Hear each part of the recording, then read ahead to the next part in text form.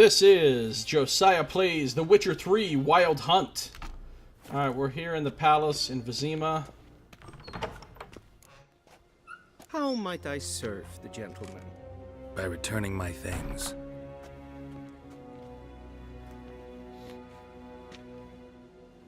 Citrus and cloves. The fragrance will keep the gentleman's robes fresh somewhat longer. Thanks, bunches. The Emperor is not known for his patience. He wants his daughter back safe and sound, as soon as possible. Yeah, mentioned something of the sort. So long. Alright, quest updated.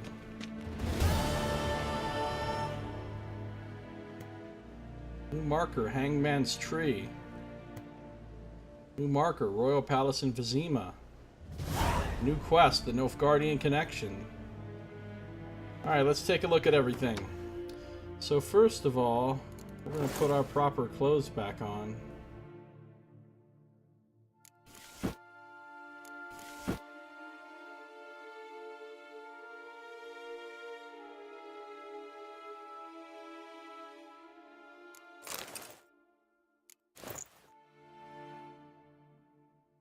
And our swords.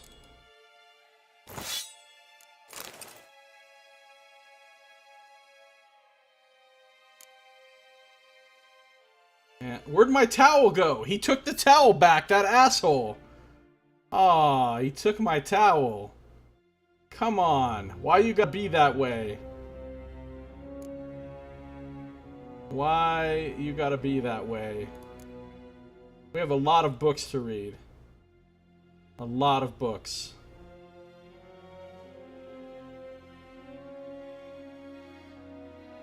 So let's see. We've got Pearls of the North, Novigrad. Looks nice. No one can claim to have traveled the northern realms who has not been to Novigrad. If I were forced to list what, during my many meanderings, has made the greatest impression on me, it would be precisely this great, and yet at the same time free, city. A metropolis worthy of the Empire, its only flaw is that the civilization Nilfgaard carries within her has not yet enlightened it. So this is some more Nilfgaard propaganda. That is why hordes of reactionary cultists of the Eternal Fire dwell in the midst of its excellent buildings and superb commercial infrastructure. One feels as though superstition is how the local hierarch and his temple guards cement their power over the city dwellers. And many they are to control, for the city counts no less than 30,000 of inhabitants. While strolling through its fabulous ports, surrounded by marvels of architecture, it is hard to imagine that centuries ago, Novigrad was a mere minor elven townstead. When the city fell into the hands of the Nordlings, its problems grew exponentially. For as is well known, the people of the North can do a great many things, but peaceful and orderly cohabitation is not one of them. And so Novigrad first belonged to Redania, and then fell under Temerian rule, until finally, after endless compromises and bargains, it at last became a free city. But is the city truly free? I dare to doubt it. Redanian influence makes itself felt too strongly on every street corner, and the fact that the city is located within Radovid's territory speaks for itself.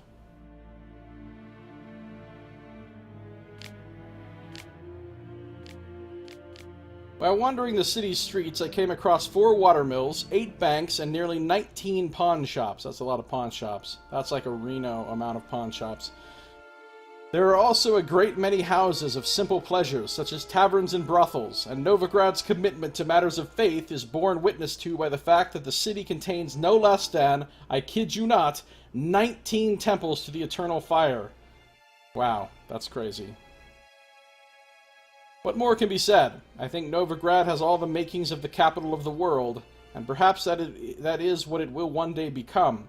First, however, someone needs to bring order to within her walls. Somebody other than the fucked up church. A book about the Wild Hunt. Alright, so Dunny, yeah, that was his name. That was what Pavetta called him. also known as Urchin, was able to become emperor because he was the son of the previous Emperor Fergus. But then what the hell was he doing in this other land for many, many years, just running around as a knight that was cursed and had a fucking boar head? If he was actually like the son of the Emperor in Nilfgaard, what happened? Why did he... I mean, he went off and lived this other weird-ass life for quite a while, I guess. And then apparently he died, allegedly, in the shipwreck. He and Pavetta. But then, somehow after that, he comes back and he's like, hey, now I'm the Emperor, guys. Haha. I don't know. This guy seems like he's had an adventuresome life.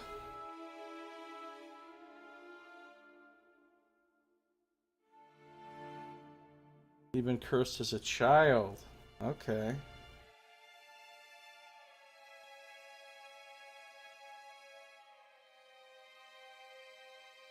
From farmers and herdsmen, milkmaids to midwives, all the common folk of the continent whisper, sharing tales of a wraithly procession pounding across the sky. The Wild Hunt, they call it. Winds and gales, storms and blizzards arise when it is sighted, and all grows cold, though the sun shone bright moments before. Some remember only the cold from the shock of the encounter, and claim the riders come always in winter. But nay, this is not so. The hunt brings its own ice. Death and war gallop in its wake, or so the superstition goes. Yet evil enough is the hunt itself. It takes folk captive, youths most often in the prime of their wilding years, with 10 to 20 summers behind them. The hunt rushes in and they disappear, only to return long years later with no memory of what passed in the time in between. Yeah, I want to know what the Wild Hunt is doing with these people. She who knows. Folks say they were 4 at first. The mother, she who knows, the Lady of the Wood, came here from a faraway land, and since she suffered terribly from loneliness, she made 3 daughters out of dirt and water. A long, long time ago, the mother was sole ruler of all of Velen. Her daughters brought her the people's requests and served as her voice. Each spring, sacrifices of grain, animals, and men were made to the Lady of the Wood on her special night. Yet as the years passed, the Lady of the Wood slipped deeper and deeper into madness. Her madness eventually spread over the land. Men took to abandoning their homes and setting out into the bog, where they became food for beasts. Before long, Velen was drowning in blood. The daughters saw their land nearing destruction and took it upon themselves to save it. When spring came once more, and with it the night of sacrifices, they killed their mother and buried her in the bog. Her blood watered the oak atop Aard Serban, and from then on the tree grew wholesome and hearty fruit for the people. As for the lady's immortal soul, it refused to leave its beloved land, and so the sisters imprisoned it. To this day it lies trapped beneath the Whispering Hillock, where it thrashes about in powerless rage. That sounds interesting. Sounds like something that we may have to deal with later. I don't know.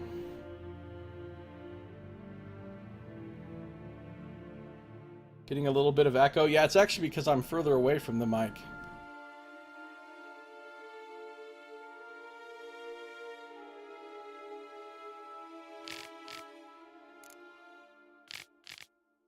Letter to Yennefer. Yennefer, my dear friend. Thank you for your letter. Wait, who's this from? Oh, Fringilla Vigo. Thank you for your letter. Forgive me for not answering your earlier attempt to reach me via Megascope. I am trying to limit my magic communication to the absolute minimum. One never knows who's listening, don't you agree? I am delighted you have found a position at our gracious Emperor's court and wish you the best of luck in the search for his daughter. It is good to know that Emir's intentions for her have become more, how shall I put it, mundane. Perhaps in these circumstances an agreement regarding the lodge will prove possible after all?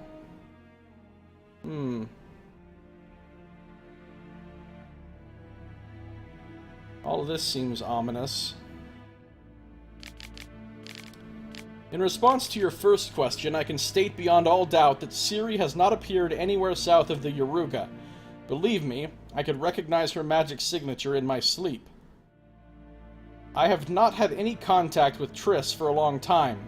I only know that things in Novigrad have taken an ill turn. She mentioned something earlier about fleeing to Kovir, but I am afraid that the current political climate that amounts to an impossible daydream. I hope I will soon be able to join you in Vizima. First, however, I must take care of some unfortunate yet urgent matters in Beauclair. With my fondest regards, Fringilla Vigo. She's like one of the Nilfgaardian sorceresses, I guess. Thank you for the news about Geralt. He always seems to land on his feet, doesn't he? Yeah, I guess everybody talks about Geralt. The collected verse of Gonzalo de Versio. Love. To love is to build a house of cards, or play a game of chess. But one wrong word or ill-thought move, and you must start it all afresh.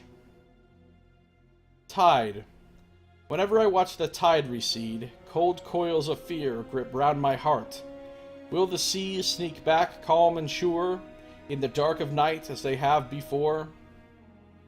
Or will they stay on distant shores, leaving crushed shells and washed-up dreams, as memory of serfs of yore?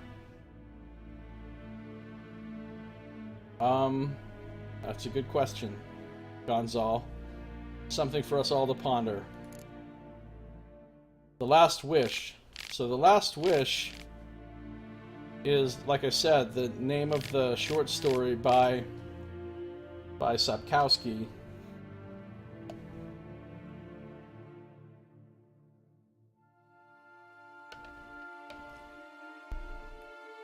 In which Geralt first meets Yennefer. Human life requires three things for its sustenance: food, drink, and gossip. It is thus no wonder that no matter where I travel, be it icebound Povis or evergreen Toussaint, everyone asks me about the passions that bind Geralt and the sorceress Yennefer of Vengerberg. As a man both cautious and discreet, I refuse to betray their secrets, with one important exception. The history of their first encounter is so extraordinary, so romantic and moving, that it would be a veritable crime to hide its light beneath a bushel basket. So now he's quoting the Bible. Well, misquoted, referencing. It's pretty messed up how Emir tried to marry Ciri and produce a child with her. Now that I didn't know about. That is messed up. That is really messed up.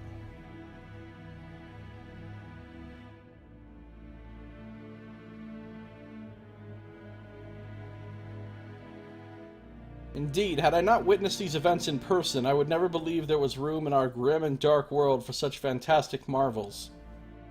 Was this written by Dandelion?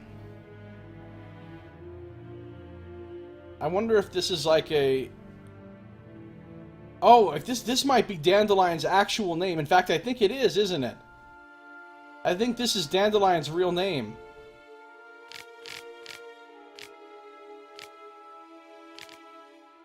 Because Dandelion's really the only person who was there, who bore witness to all of this. It all began when Geralt and I were feeling a bit peckish, and, unburdened by heavy coin pouches, decided to fish our supper out of a lake. Yeah, that is how the short story started. They were fishing. No bites were to be had, but we did not leave empty-handed. My hook snagged quite a lovely little pot. Oblivious to my friend's warnings, I opened it, and in doing so freed a powerful djinn.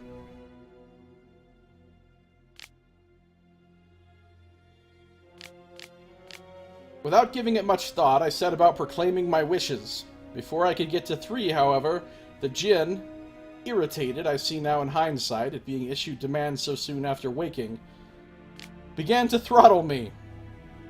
Geralt was able to drive him off, but I was left in a sorry state. I acted, the Witcher told me later, as though under the influence of some curse.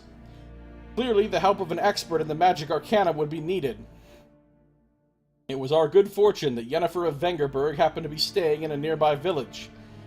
Geralt went to her to ask that she heal his best friend, who happened also to be the brightest star in the North's poetic firmament.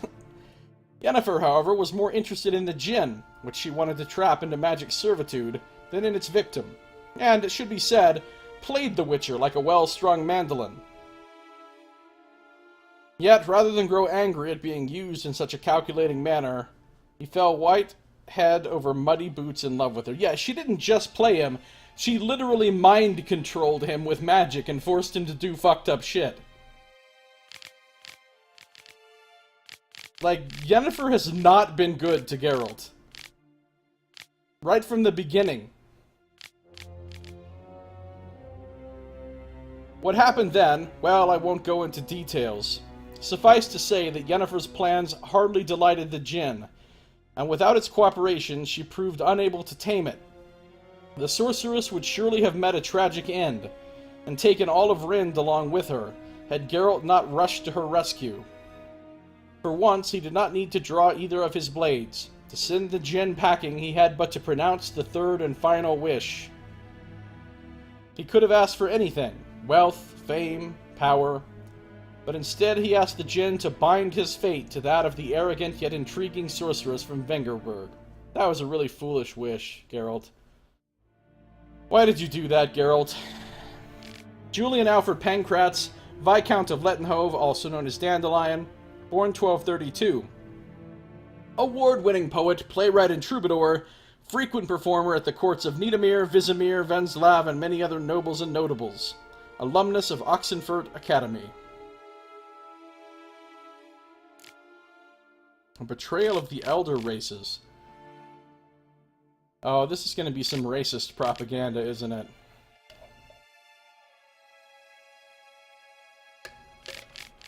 Here we go. Fucking human supremacy bullshit. What is a non-human? The answer is simple. As the very name suggests, it is something which resembles, and yet nevertheless is not, a human. Though it walks on two legs, speaks a tongue similar to our own, and dresses in similar attire, it all the same has more in common with base beast than noble man. Dwarves are like moles. They feel best underground and avoid direct sunlight. They like to live in filth, forever smudging themselves in mud and slime. They love everything that can be found within the earth. Rocks, metal, minerals of all shape and color. It is also said that, like their kindred moles, they feed most readily on worms, roaches, and other night crawlers. I'm sure this is super accurate right here. This is like well-researched, completely accurate information. Halflings, for their part, are more reminiscent of gophers.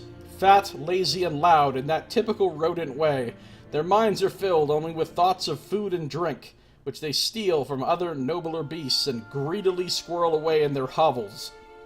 They are marked by a cruel craftiness. You could be dying of hunger and they would not share a meal with you. You could be howling for poverty and they could be swimming in gold, and yet they would still fleece you to the last crown. You could do nothing but good to them, and they would still stab a knife in your back. And that makes them sound really bad. And what about elves? Elves, in turn, seem related to the birds of prey that dwell in far-off Zerrikania. They care most for colored feathers.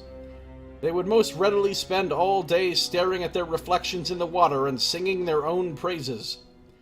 They are so awash in self-love that they no longer feel any desire towards members of the opposite sex of their own species. Their appearance, unquestionably pleasant to the eye, is highly misleading, for they are extraordinarily cruel, and any who judge them by looks alone they first dupe and then kill in cold blood. The best proof of this? The so-called Scoia'tael, bandits that claim to fight for freedom, but in truth only long to kill humans.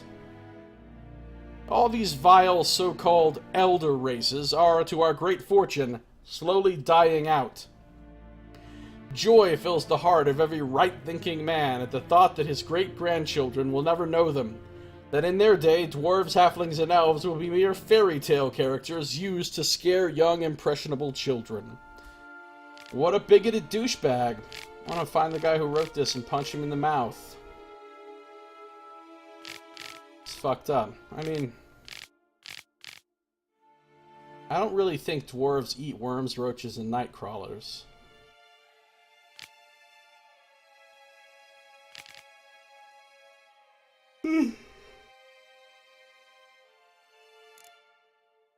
One last book to read. Yeah, he didn't mention gnomes. That's true. What shall become of Temeria? Temeria, a land where milk and honey once flowed. In what did she wrong the gods that they should treat her so cruelly? The Pearl of the North to some, she proved a galloping range for Nilfgaardian cavalry to others. As a country, it had survived 2 previous wars against the Empire. It was here that the war's bloodiest battles were fought. It was in Temeria where their most bestial deeds were wrought. It was Temerian civilians who bore the full brunt of these wars' horrors.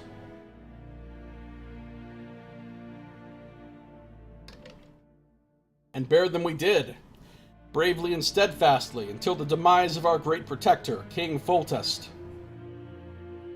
Then Providence turned its fickle face from Temeria. Murdered most treacherously, Foltest failed to leave Temeria a worthy successor. That was pretty bad.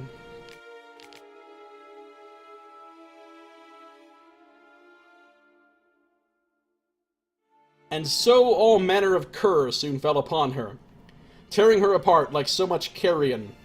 She had no more allies then. None remembered that we had once been the armor protecting the north from the designs of the mad dancer. He who had the gravestones of his foes pounded into a ballroom floor. That's the Emperor. You're guessing it's because gnomes pretty much keep to themselves and don't often interact with each other? Indeed, such isolation may allow the eldest of the elder races to... Well, apparently they like pranks, because we just read a book about gnomish pranks.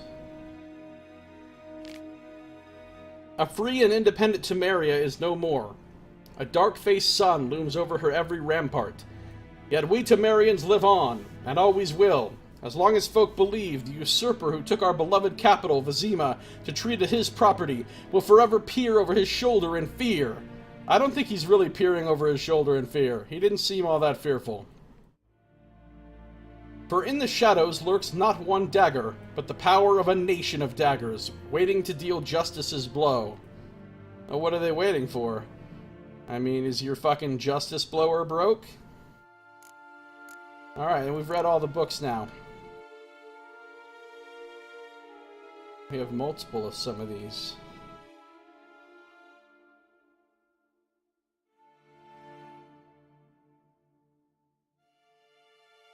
You just meant others. Yeah, that's what I figured you meant.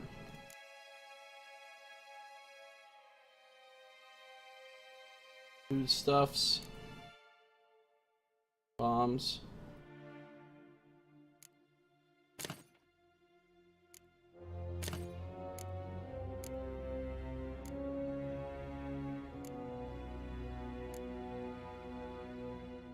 Alright.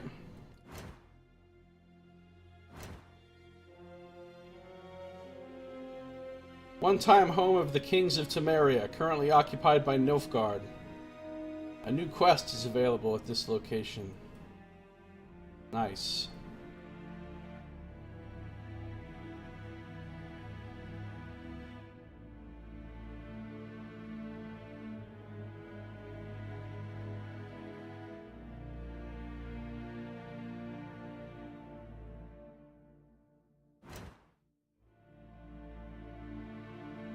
Alright.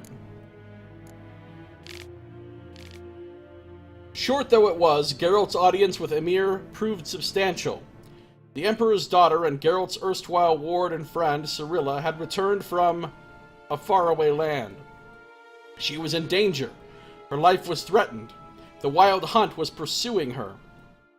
Emir knew he had to find his long unseen progeny before the Wraiths did. First, he had sought Yennefer's help. Yet they soon discovered that the sorceress's locating spells attracted the Hunt's attention. It was clear they had to find Ciri without resorting to magic, employing only conventional means. Few men are better trackers than my old friend Geralt of Rivia, so Emir promised him a mountain of gold in exchange for his help. Yet Geralt accepted the task willingly, for personal, not material reasons. This I know for certain, because of all the people in the world, Ciri was dearest to Geralt. He would do anything to save her. Yeah, he would. Wouldn't be surprised at the end of the book if it just said Heart Roach. Right? Geralt traveled to Velen in search of Ciri. Well, I haven't yet. An act that attested to the depth of his devotion. Only a man who has been to this land can know just how vile it is. At this time it was commonly known as No Man's Land. Why? Well, the Emperor of Nilfgaard had not yet claimed it, Temeria was in disarray, and the Redanians had already retreated north. No man had been left in charge, and he had proved a terrible ruler. Geralt needed to find Hendrik, an Imperial agent who had been working on Ciri's case, and to collect from him what information he had managed to gather.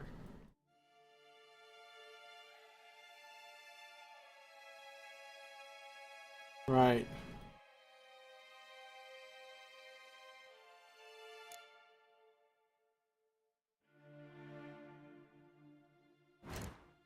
Find Hendrik. Got it.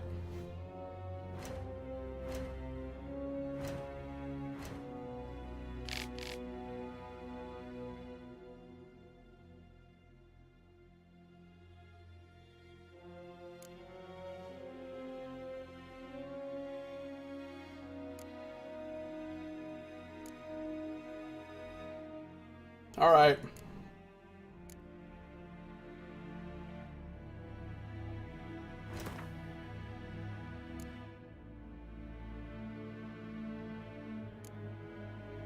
So many books.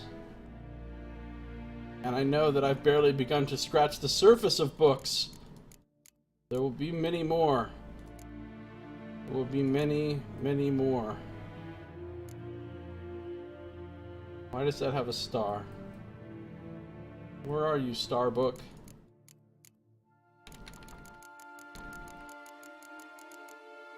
See them gnomes, they love their pranks. Man, I don't think I can even beat that guy at Quen right now with my shitty deck, but we'll try. He has powerful ass cards, and I don't. Alright, here we are. We're gonna look around now. I have my eye on you, Nordling. Of course you do. Bevain Kersher is Daithwin Aden Incarn at Morwood. Heil Kersher! Yeah, I don't care. Galen!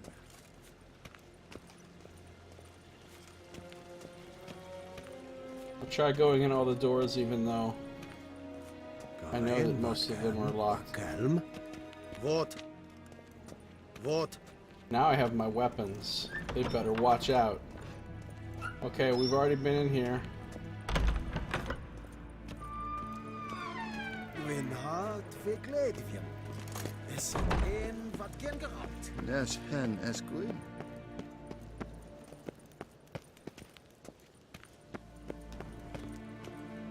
Yes? Hell, What? Locked. Key required. Calm. Oh yeah, white myrtle. Give it to me. I think I've already been in here. das Herrn es gut.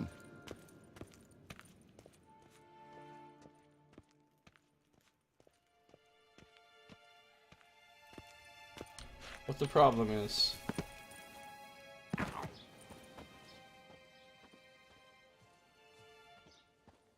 It's nice in here.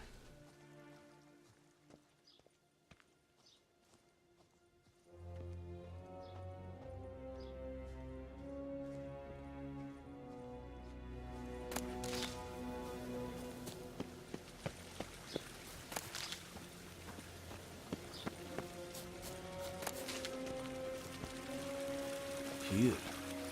One false move and you will regret it. Hey, switch. I ain't gonna regret shit. Hail Kerzer!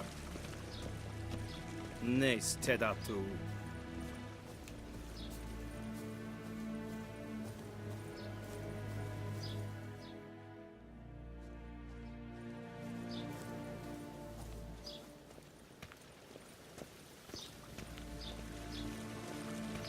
Alright, here we go. A deserter. Nilfgaardian nobleman. What's up, man? Let's play some Quen. This guy's gonna kick my ass. Place a bet, choose an amount using mouse and confirm by clicking. This amount will be added to the pot. If you win, you will get back twice as much. I'll bet 1. Wouldn't mind a few rounds of cards. Alright, first things first. Let's get these decoys in my deck. Alright, show me my special cards. I do not need...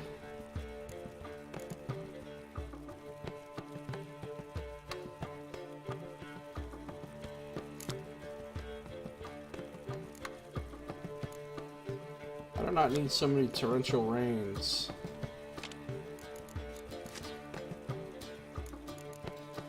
Alright, let's go.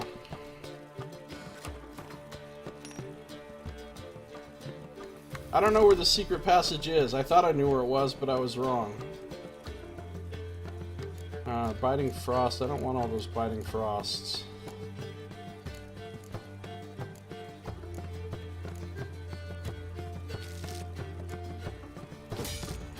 I don't really like weather cards in general. Yeah, I love using decoy on a spy. Alright, we're gonna lure him into using up some cards in the beginning, and then we're gonna use a decoy to get our card back. But if I use a card that's too big, I'm afraid he'll scorch it.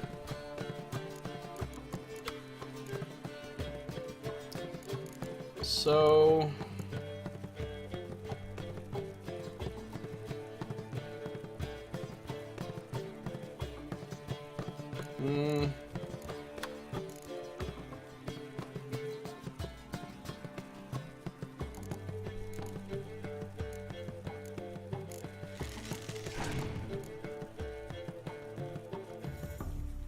Oh, he's going right for it.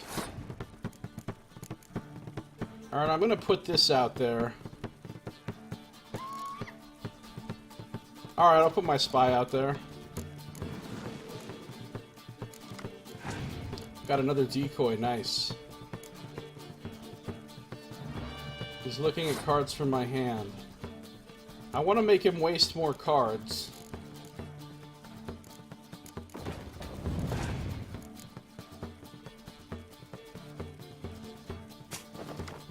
He took my spy with the decoy. Very fucking clever, sir.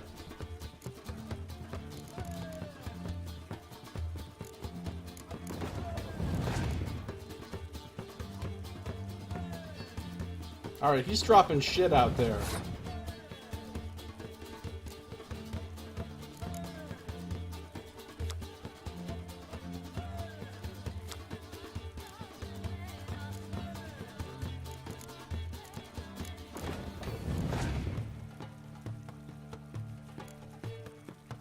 Green Farm.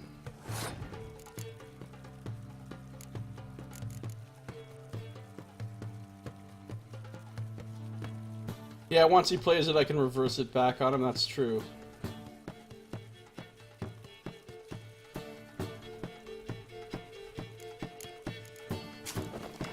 Play something else. There's a spy.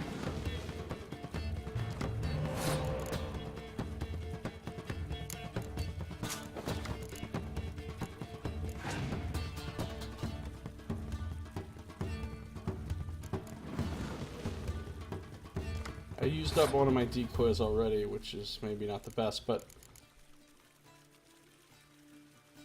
I have...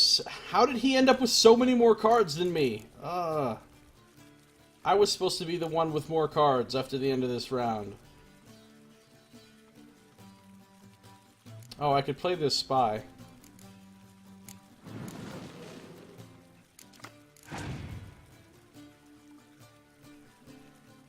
Jeez, he's dropping spies like a motherfucker.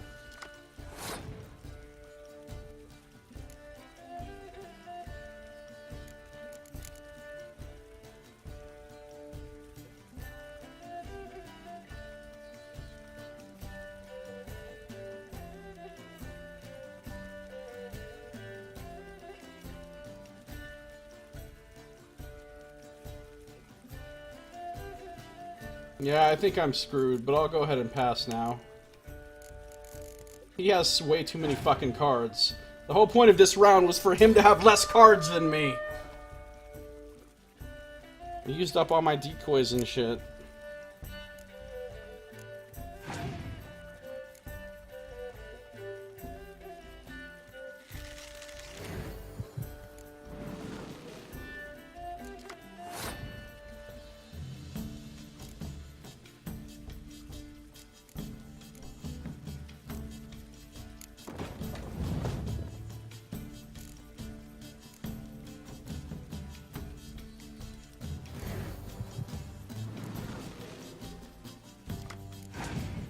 Oh, 2 clear weathers? Seriously?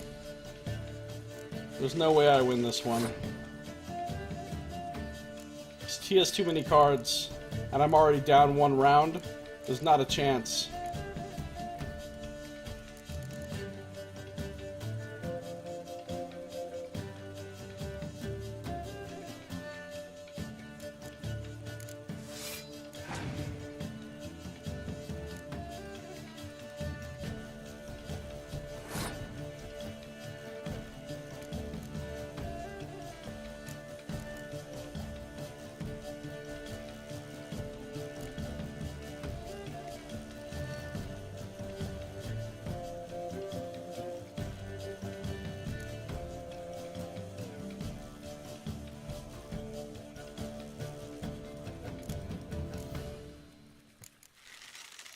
Yeah, I'm gonna win this round, but then he's still a lot of cards up on me.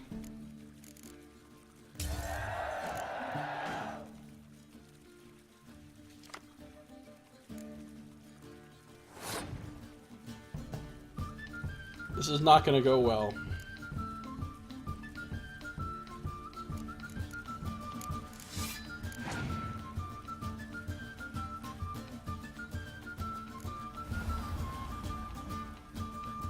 Plays a hero.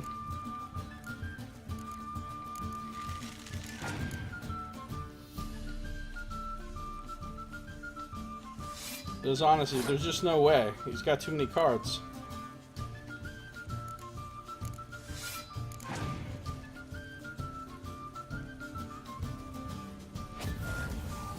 Yep, it's over.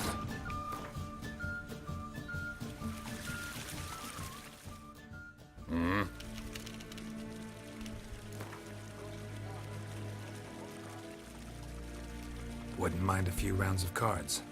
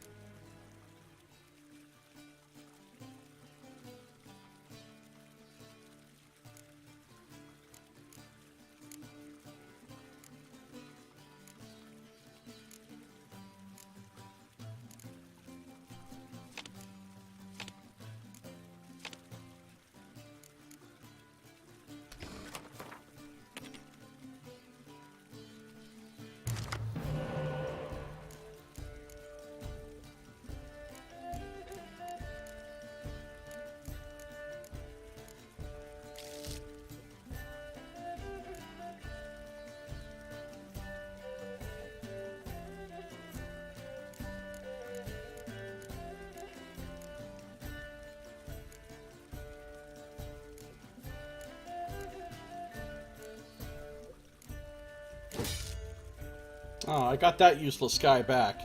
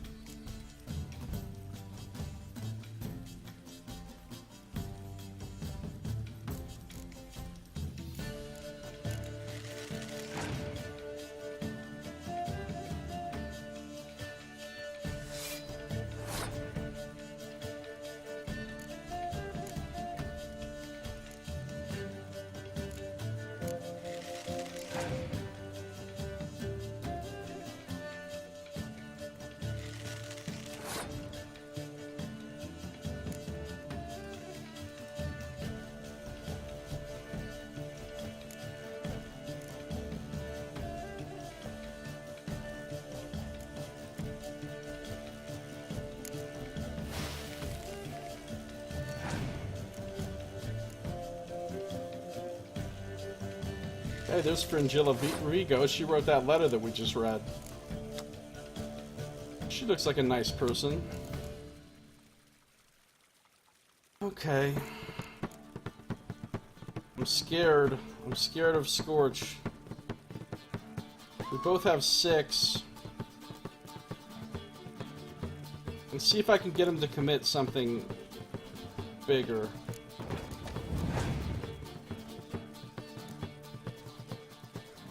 There we go.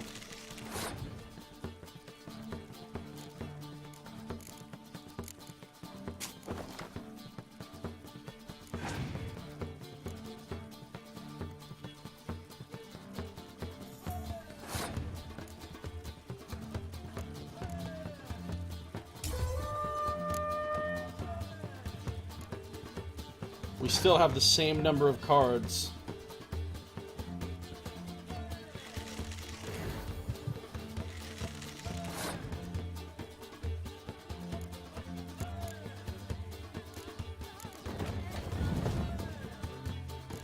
Wait!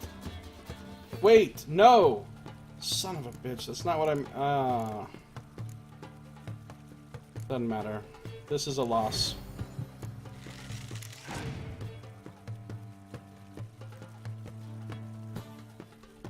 I can beat him, but then I'll only have 3 cards left.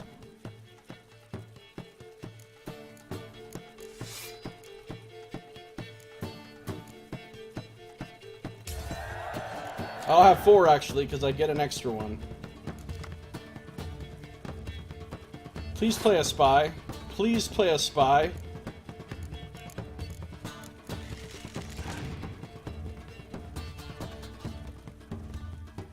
Ooh. I'm so screwed.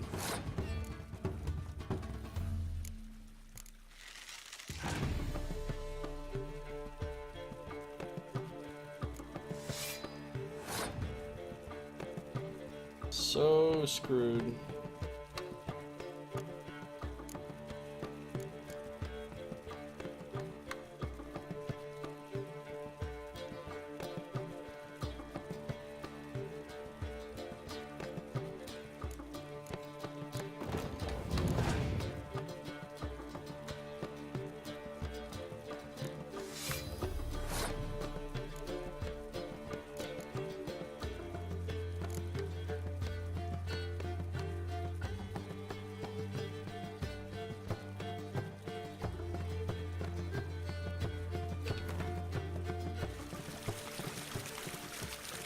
I mean, you're not really supposed to play this guy right now. He has an advanced deck and you don't have an advanced deck at this point. So it makes sense to come back and play him once you have better cards.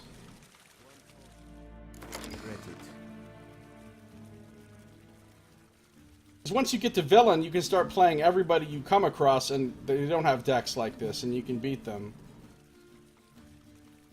This is, I think he's a free... Oh, I don't know that that's the full test I wanted.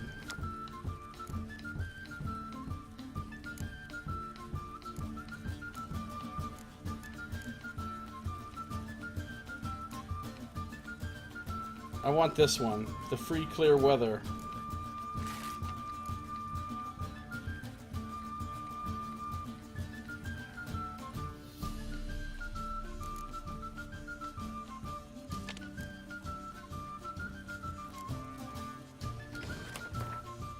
I'm just gonna try one more time.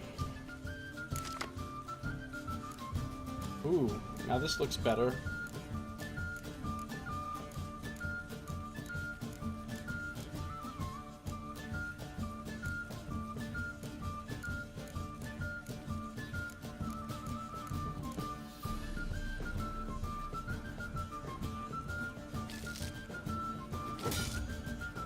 Shit. Shouldn't have traded out Siegfried. I ended up with this guy instead.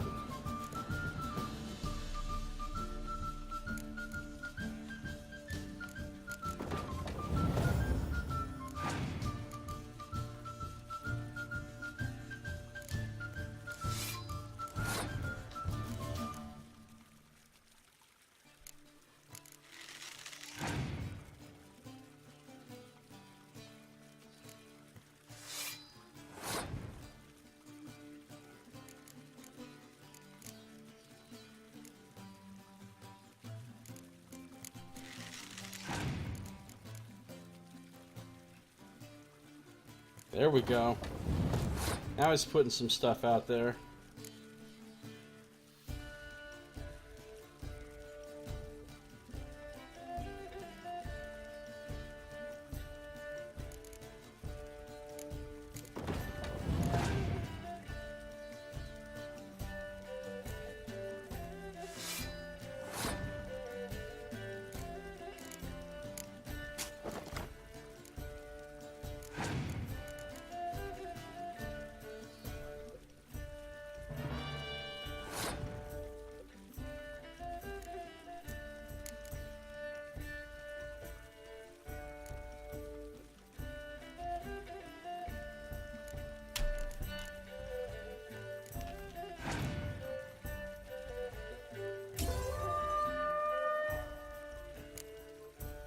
Still didn't end up with more cards than him.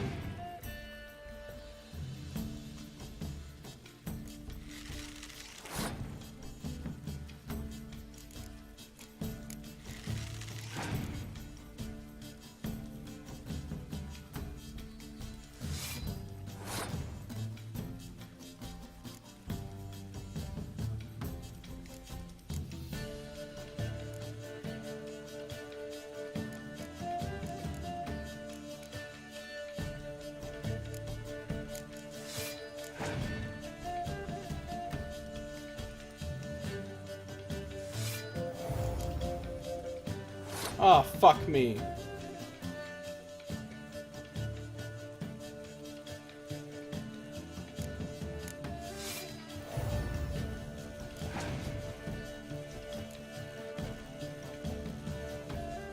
I have to waste a whole other card and go into the next round. He's gonna have 3 cards left and I'm gonna have fucking 2.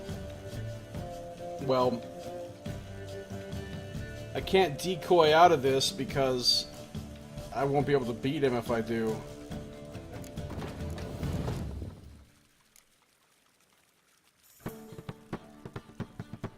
He wins ties because he's Nilfgaard. Yeah, I'm gonna lose.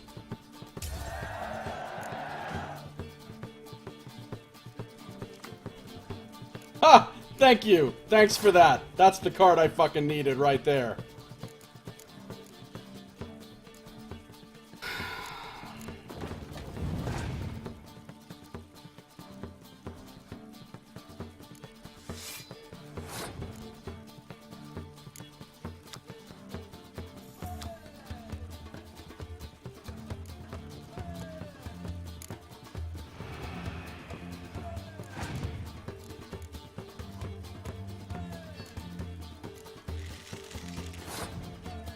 We have a tie. He's gonna win on a tie, even if his last card is nothing valuable. And I can't do anything. I can't do anything.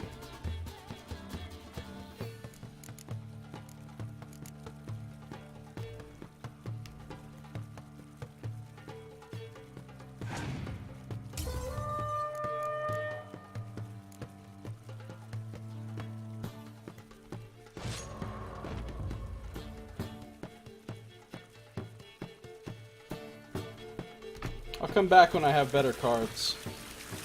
My deck is really crappy right now.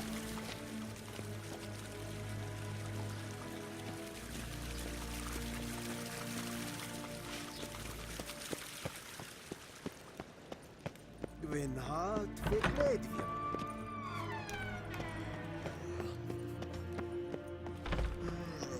See, I thought the secret passage was either over here or over in that corner in the courtyard where I was, but I don't know where it is.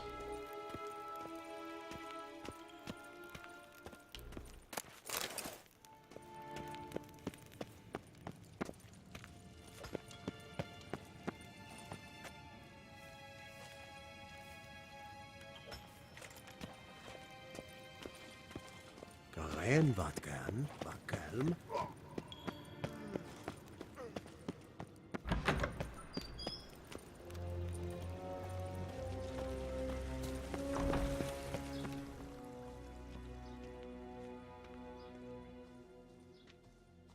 I don't know where the nobleman is.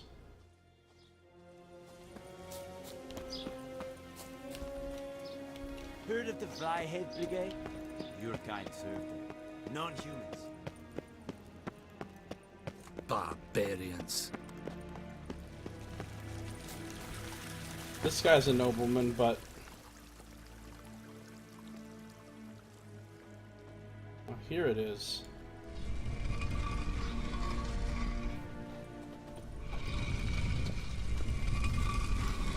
Oh, so it was where I thought it was. You just didn't trigger it here.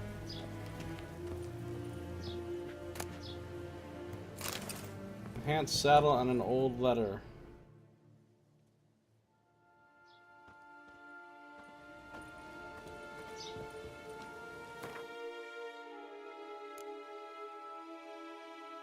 $25 stamina. Already got an enhanced saddle.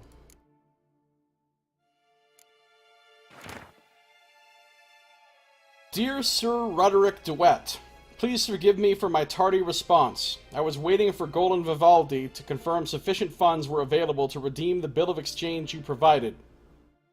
Not that I don't trust you, but the gods help those who help themselves, as the Quen saying goes. Getting straight to your question, Princess Ada's curse could indeed be caused to return. The Witcher from Rivia had only a rudimentary knowledge of magic arcana, and so was not able to fully remove the spell, and instead only temporarily disrupted its workings.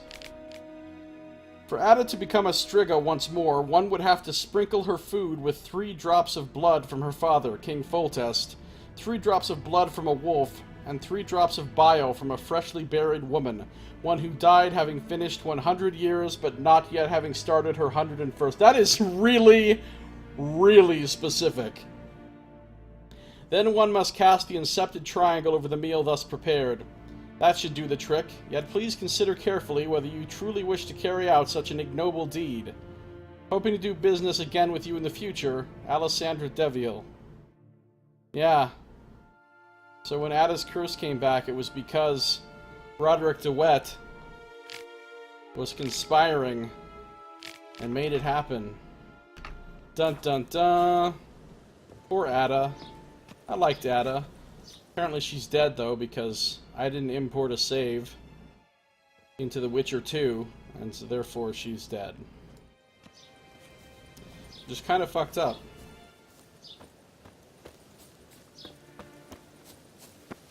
Alright. I don't think there's, like, actually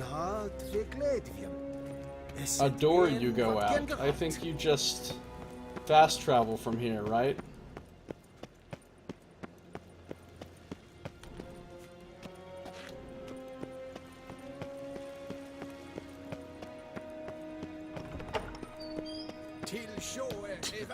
Oh yeah, there is technically a door you can go out right here, okay.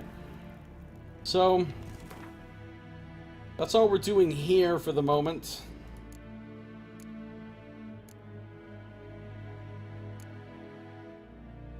In our next episode, we will go forth to Velen. That, however, is going to do it for this one. So thank you for watching. This has been Josiah Plays The Witcher 3 Wild Hunt.